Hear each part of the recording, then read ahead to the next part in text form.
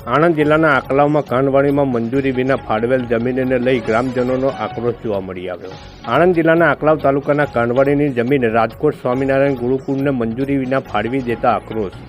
આકલાવમાં આવેલ કાનવાડી મુકામે ભાજપ કોંગ્રેસના આગેવાનો સાથે ગ્રામજનોએ પંચાયતને માર્યા તાળા।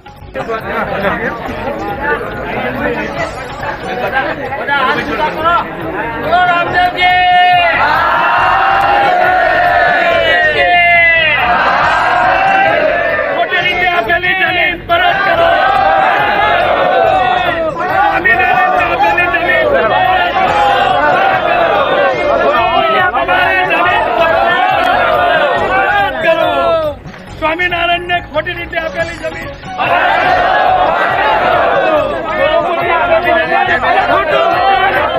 પંચાયત ને પૂછ્યા વગર